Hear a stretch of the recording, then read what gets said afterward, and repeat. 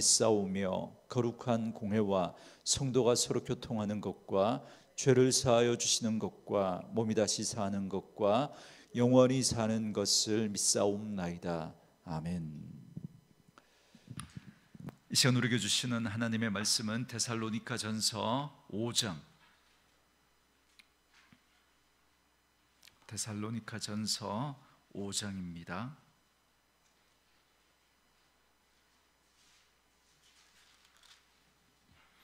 16절부터 18절 말씀까지.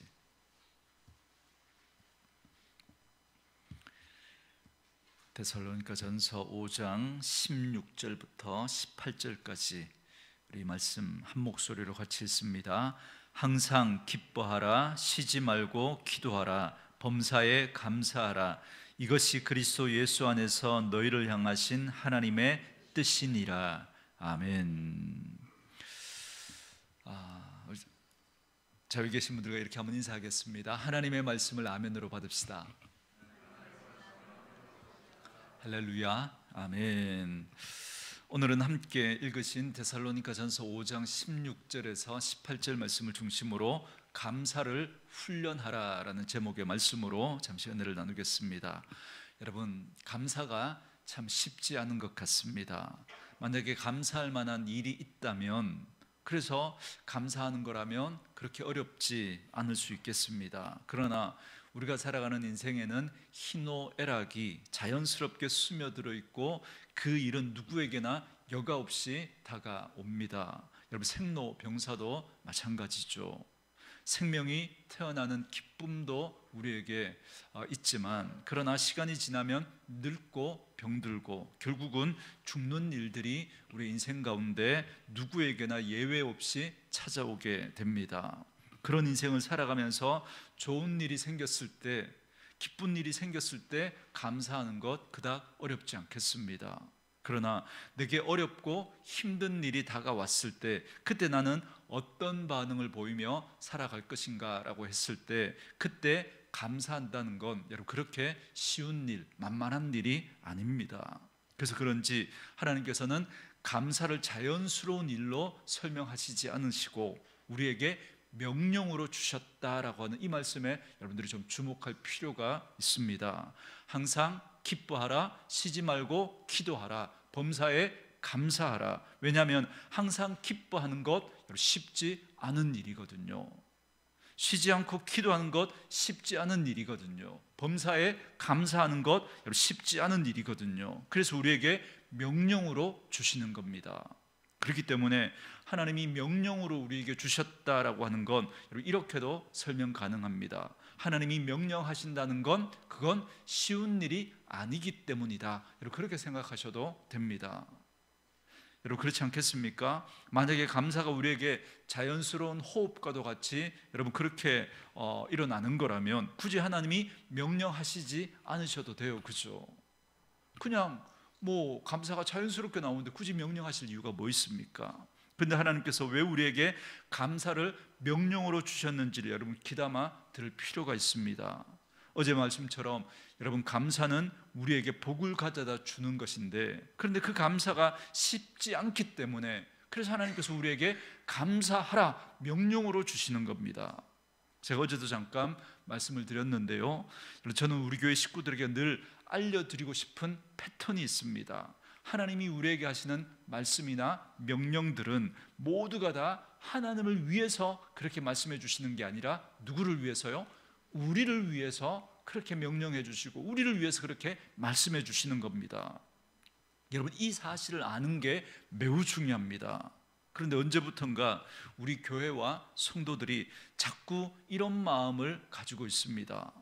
우리가 무엇인가를 해서 하나님을 기쁘시게 해야 한다라고 하는 그런 어떤 믿음의 구도를 가지게 되어버렸습니다. 그러나 여러분, 우리는 절대 하나님을 기쁘시게 할 수 있는 역량을 가진 존재가 아닙니다. 그런데 우리가 하나님을 기쁘시게 하려고 하니까 어떻게 해야 돼요? 우리가 우리 손의 행위로, 우리가 우리 발의 행위로, 우리가 우리 몸의 어떤 행위를 가지고 하나님을 기쁘시게 해야 한다라고 하는 이런 오해를 우리가 자꾸 하게 된다는 거예요. 여러분, 그것으로 하나님을 우리가 만족시킬 수 있겠습니까? 여러분 절대 그럴 수 없습니다. 여러분 하나님을 기쁘시게 할 수 있는 건 하나님을 절대적으로 의존하며 살아가는 우리가 하나님을 기쁘시게 하는 겁니다. 아마 여러분 강아지나 고양이를 키워보신 분들은 제가 하는 이 말을 금방 여러분 차릴 수 있을 겁니다. 여러분 걔네들은 주인을 위해서 할 수 있는 게 뭐가 있습니까? 걔네들이 먹여줘야죠, 씻겨줘야죠, 똥오줌 치워줘야죠, 산책시켜줘야죠. 여러분 귀찮은 게 한두 가지가 아닙니다. 근데 여러분 잠시라도 집에 나갔다가 들어오면 여러분 세상에 여러분 군에 갔다가 제대하고 돌아온 아들을 여러분 그렇게 기쁘게 맞아줄 수 있겠습니까? 뭐 주인을 보면 뭐 좋아서 어쩔 줄을 모르는 거죠.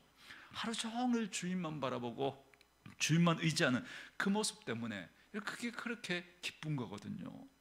여러분 우리가 한번 우리가 하는 어떤 것이 아니라 우리가 하나님을 기쁘시게 할 수 있는 거예요. 우리가 우리의 존재가 하나님을 의지하고 하나님 없으면 안 되는, 정말 하나님 없으면 못 사는 그 우리가 하나님을 기쁘시게 하는 겁니다. 그런 우리들을 위해서 하나님께서 말씀하시는 내용이나 하나님이 명령하시는 모든 것들은 하나님 좋으라고 그렇게 말씀하시는 게 아니라 우리 좋으라고, 제가 쉬운 표현으로 알려드린 겁니다. 우리 좋으라고 하나님 그렇게 말씀해 주시는 거거든요. 근데 우리가 자꾸 오해하는 게 뭐냐면, 예를 들어 이런 거죠. 하나님께서 이스라엘 백성들에게 번제를 드리라 이렇게 말씀해 주셨죠. 근데 하나님께 번제를 드리려고 하니까 우리 사람 편에서 한번 생각해 보세요. 여러분 거기에 얼마나 많은 수고가 들어가야 됩니까? 번제를 드리려니 소나 양이나 비둘기를 잡아야 되잖아요. 그러니 없는 돈에 소나 양이나 비둘기를 사야 하는 거죠. 그러니 내 걸 하나님께 드리는 것 같잖아요. 그죠? 내 걸 하나님께 드리는 것 같잖아요. 그러나 여러분 그 자리는 우리를 위한 자리다라고 하는 이 사실을 알아야만 양을 준비하고 소를 준비하고 비둘기를 준비할 때 내 것을 가지고 하나님을 위해서 드린다라고 하는, 여러분 그 생각을 하는 게 아니라 감사로 이건 나를 위한 것이고 내가 하나님을 만나고 하나님의 은혜를 경험하는 기회구나라고 하는 그 생각을 가지고 감사로 그 예물을 준비하고 번제를 드릴 수 있게 되는 겁니다. 그리고 그곳에서 하나님의 불이 임하면, 그래서 그 번제물을 하나님이 태우실 때 그 하나님 앞에 나아갔던 사람은 이 세상에서 경험할 수 없는 하나님의 은혜를 경험하게 될 뿐만 아니라 새로운 삶의 태도와 자세를 가지고 살아가는, 그죠? 자기 인생을 새롭게 살아갈 수 있는 힘을 얻게 되는 거예요. 그래서 제가 예배는 늘 여러분 드리는 게 아니고 뭐라고요? 받는 것이다, 그렇게 말씀드리잖아요. 그렇기 때문에 그 제사의 자리는 이스라엘 백성들을 위해서 마련하신 하나님의 축복의 자리였던 거예요.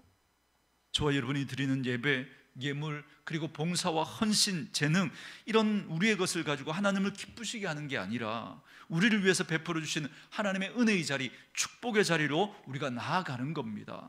그리고 그 자리에서 하나님의 일하심을 우리가 경험해야 하는 것이죠. 저와 여러분에게 불편하게 들리는 하나님의 말씀도 마찬가지입니다. 하나님이 명령하시는 말씀도 사실은 우리를 위한 거였어요. 우리를 감사하라, 이것도 우리를 위한 겁니다. 그래서 저는 우리 식구들에게 이렇게 말씀드리고 싶습니다. 여러분 억지로라도 하나님 앞에 감사하셔야 합니다. 억지로라도. 왜냐하면 이게 우리에게 익숙하지 않기 때문에 그렇습니다. 여러분 제가 늘 제 목회 철학을 오해하시는 분들이 계실까 봐, 자연스러움 이 부분을 오해하시는 분들이 계실까 봐 또 설명을 드리는데요. 우리가 은혜를 받게 되면 자연스럽게 우리에게 나타나는 그 마음이 있습니다.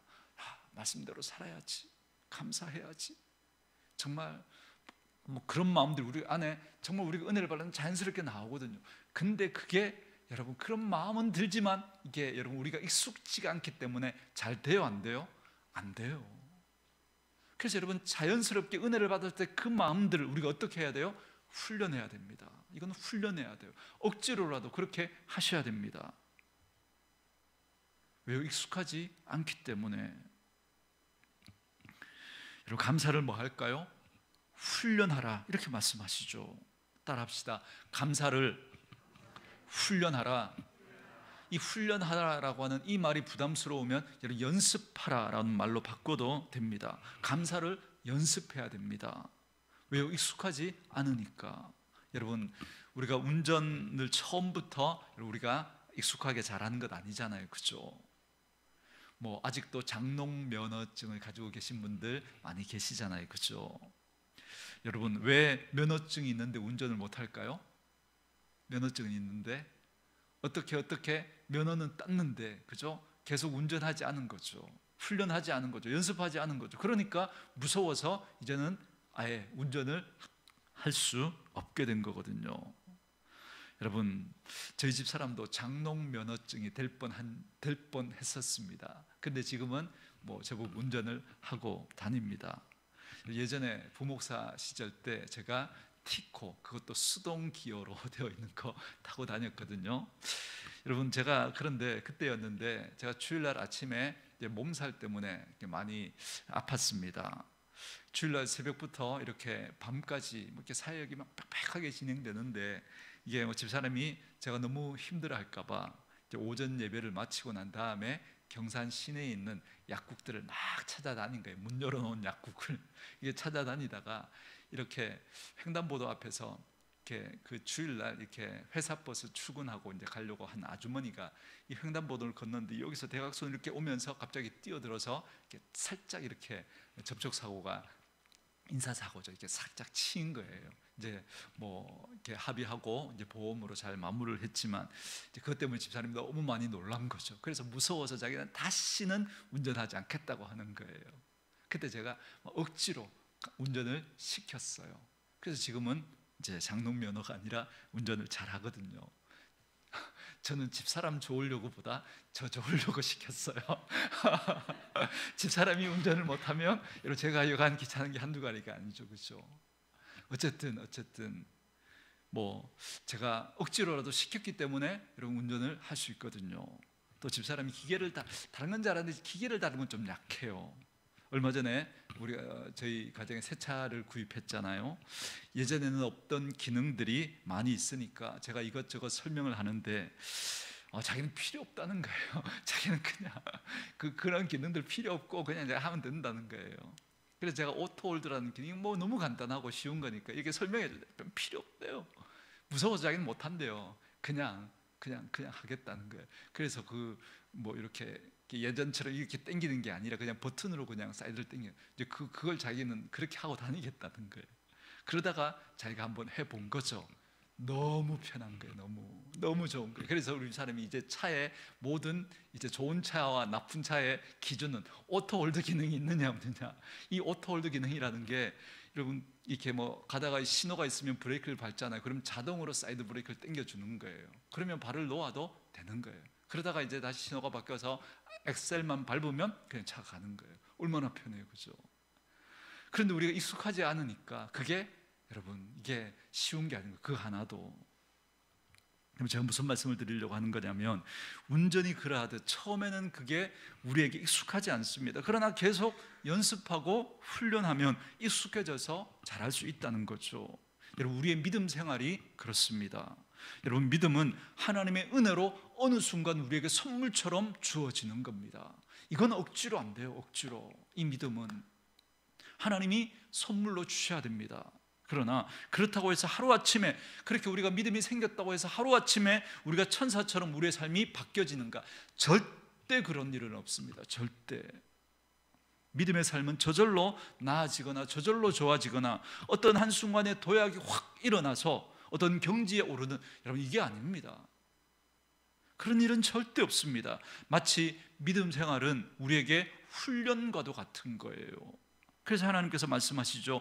디모데전서 4장 7절 8절에 믿음을 뭐 하라고요? 연습하라. 망령되고 허탄한 신화를 버리고 경건에 이르도록 네 자신을 연단하라. 육체의 연단은 약간의 유익이 있으나 경건은 범사에 유익하니 금생과 내생에 약속이 있느니라. 바뀐 성경이죠. 연단으로 바뀌었는데 예전 성경은 연습하라고 돼 있어요, 그죠? 그래서 여러분, 감사도 연습해야 됩니다. 우리의 입에 감사가 익숙지 않거든요.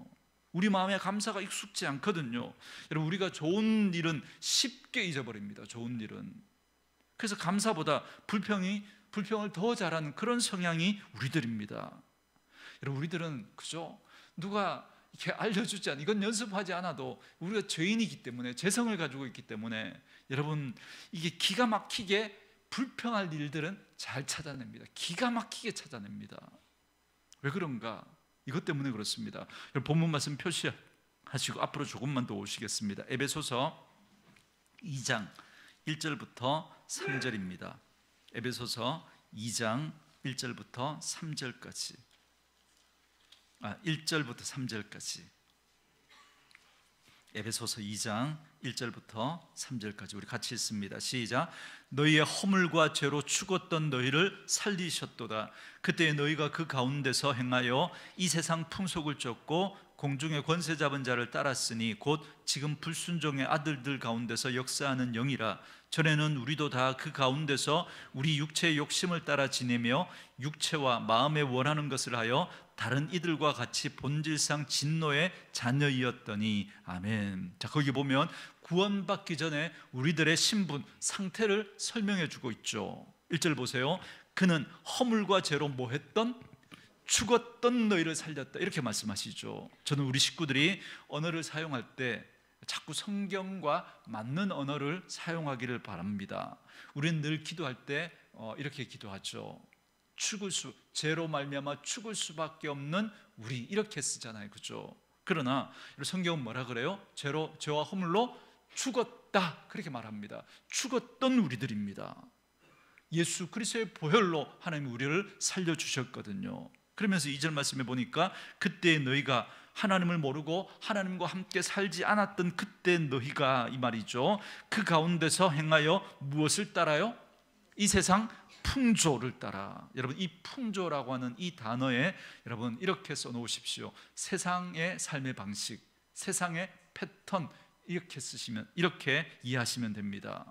그러니까 예수 믿기 전에는 우리는 이 세상의 패턴을 따랐다는 거예요. 그리고 또 누구를 따랐다 그래요? 공중의 권세 잡은 자를 따랐다, 이렇게 말하죠. 그러니까 이렇게 생각해 보는 거예요. 하나님 믿기 전에 우리는 뭐가 익숙했냐면 감사가 익숙하지 않았던 거예요. 감사가 오히려 불평이 익숙했던 사람들입니다. 그게 우리의 성향이었다는 거예요. 그 성향이 저와 여러분에게도 아직도 고스란히 남아있는 거예요. 아직도.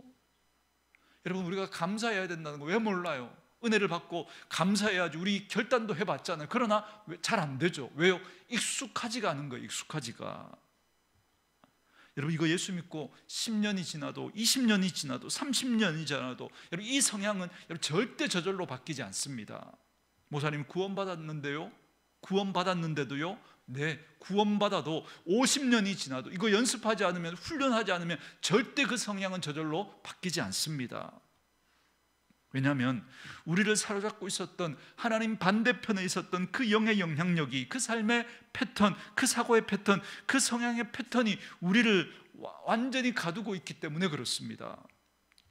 그래서 우리가 교회 공동체를 바라보면서 좋은 점을 칭찬하기보다는 안 좋은 걸 찾아내고 비판하는 게 훨씬 더 쉽습니다. 여러분, 김 집사님 칭찬하면서 여러분 한 시간을 보낼 수 있을까요? 물론 보낼 수 있죠. 억지로 하면 그죠? 그러나 이건 너무 어려워요. 너무.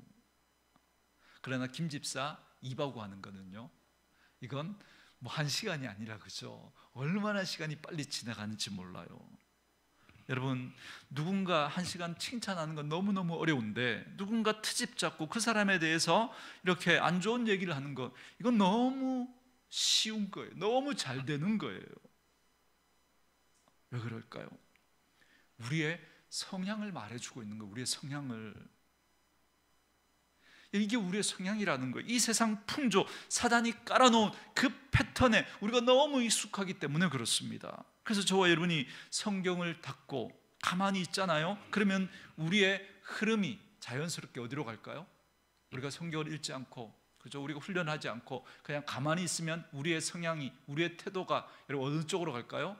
하나님 쪽으로 갈까요? 하나님 아닌 쪽으로 갈까요? 하나님 아닌 쪽으로 그냥 자연스럽게 간다니까요. 그래서 여러분, 제가 믿음을 관점의 싸움으로 그렇게 여러분 말씀드리잖아요. 여러분, 안 좋은 일이 일어나잖아요. 우리 인생에 소망이 저절로 일어나지 않습니다. 그래서 소망은 의지적으로 붙들어야 합니다. 그러나 절망은 저절로 생겨나요. 저절로. 제가 언젠가 여러분들에게 소개해 드린 적이 있었던 것 같은데, 빅터 프랭클이라고 하는 분이 로고 테라피를 이렇게 이야기하거든요. 이런 상담 기법을 이야기하는데, 여러분, 이 사람의 이야기가 많은 독자들이나 또 그 분을 공부하는 그쪽 계통의 공부를 하는 분들에게 도전이 되는 이유가 뭐냐면, 다른 이들은 책이나 학문적인 연구를 통해서 그들의 이론이나 가설들을 증명해 갔다고 한다면, 이 사람은 실제로 나치 수용소에서, 그 죽음의 수용소에서 생명의 위기를 실제적으로 경험하면서, 그리고 많은 사람들이 죽어가는 그 죽음의 그 현장 속에서 그가 경험한 그것들을 바탕으로 그 소망이 없는 곳에서 살면서도 자기가 어떻게 하면 이 사람들을 이런 상황에서도 소망 가운데 살아갈 수 있게 할까 고민하면서 만들어냈던, 이게 뭐 만들려고 했던 게 아니라 자기가 그렇게 고민하면서 깨닫게 됐던 거거든요. 그 상담 기법이 로고 테라피라는 겁니다. 그러니까 말씀을 가지고, 말씀을 붙들고 그의 생각 관점을 바꾸는 거거든요. 그래서 이분의 로고 테라피의 핵심이 뭐냐면, 저는 이렇게 이해했습니다.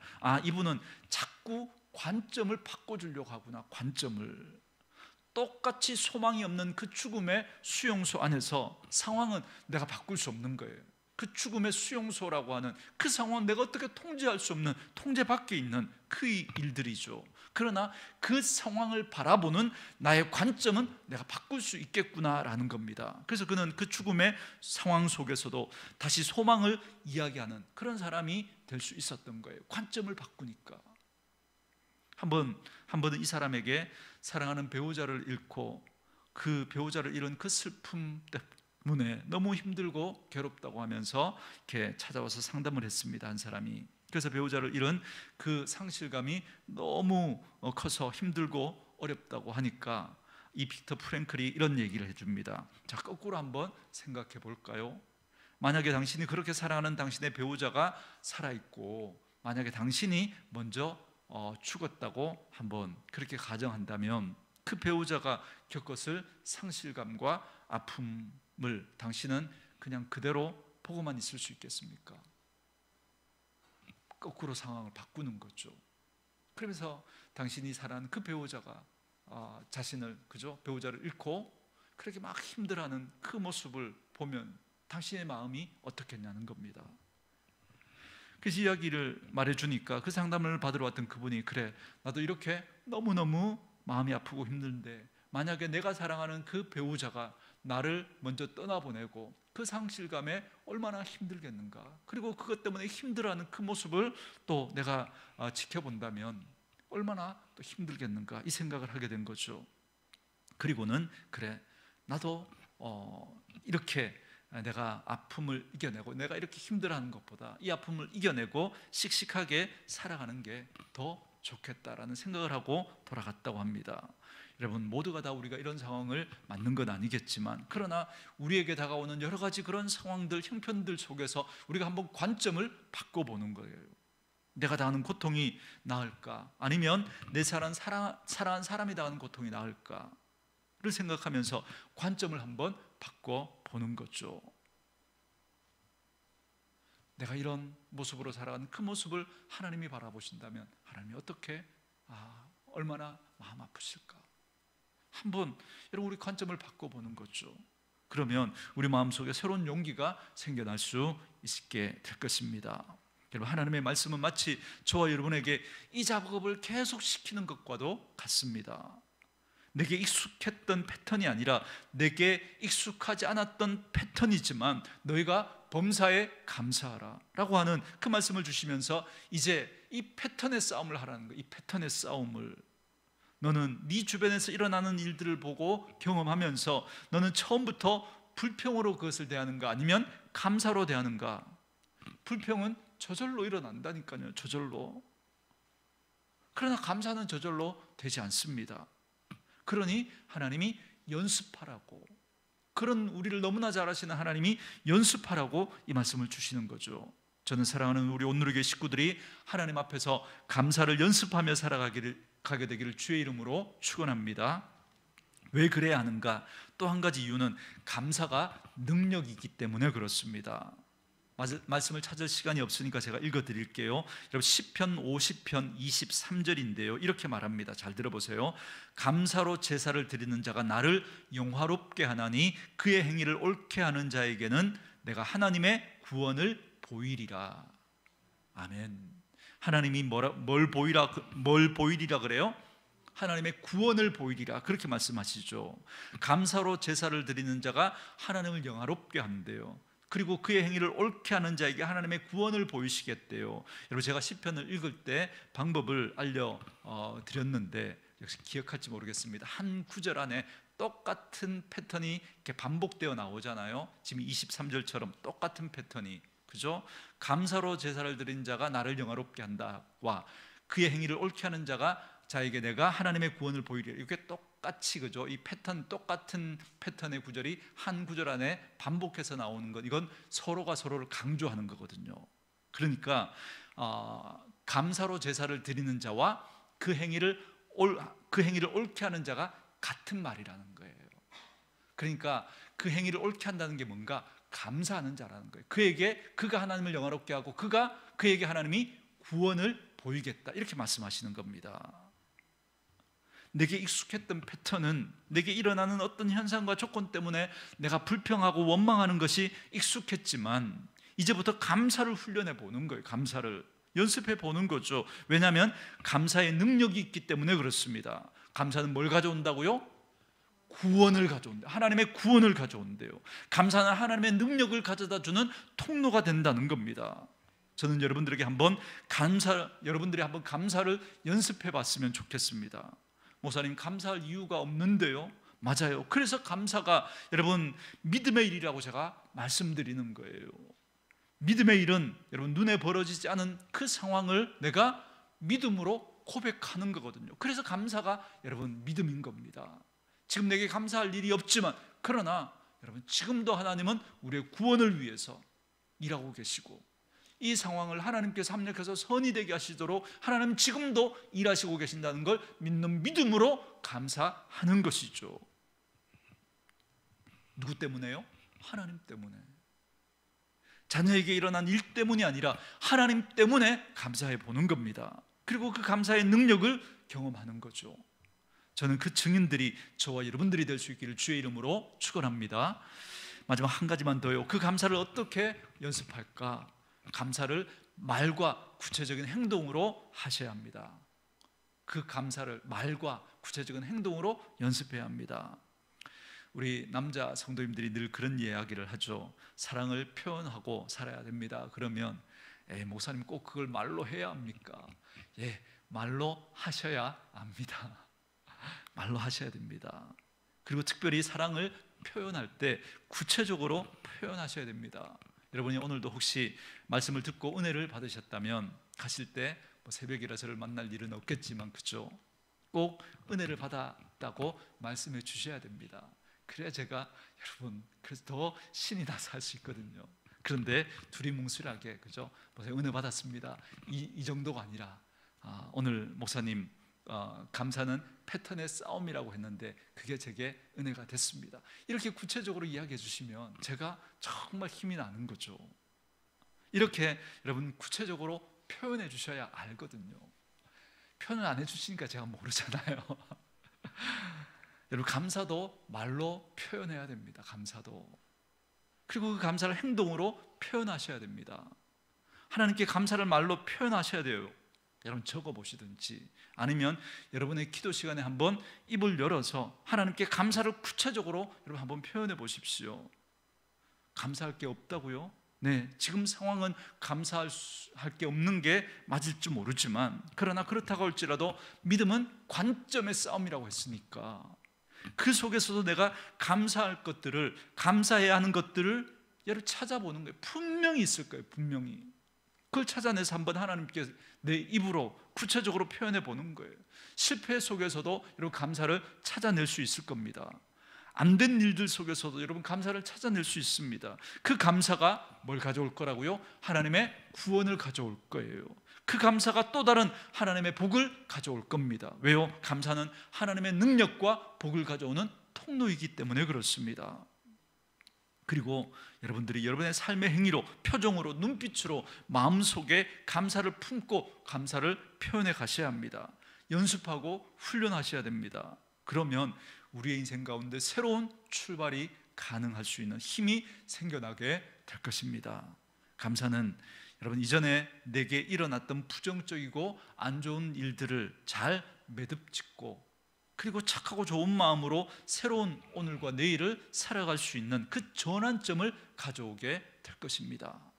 그런 성향은 여러분 절대 저절로 생겨나지 않습니다. 그 성향이 우리에게 있으려면, 그렇지 않았던 우리들이 그것을 연습하고 그런 성향의 사람의 자리로 옮겨가셔야 됩니다. 여러분, 이 훈련을 잘 하신 사람은, 그죠? 그냥 감사가 나중에 저절로 되는 거죠. 저절로. 이게 그냥 되는 게 아니라 그 훈련을 통해서 되는 거거든요.